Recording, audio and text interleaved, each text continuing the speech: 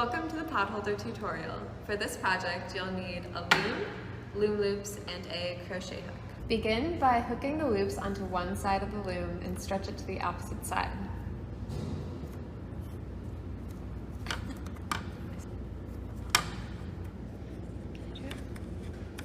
Repeat this process until the full side is finished. Next, begin weaving, going over, then under, to fill up the opposite side.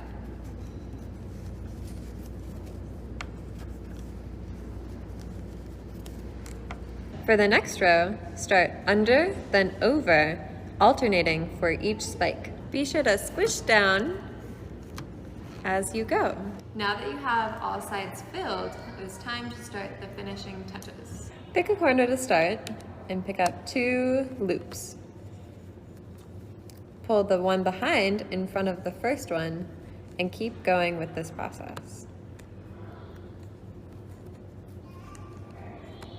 So you're gonna go all the way around the entire square.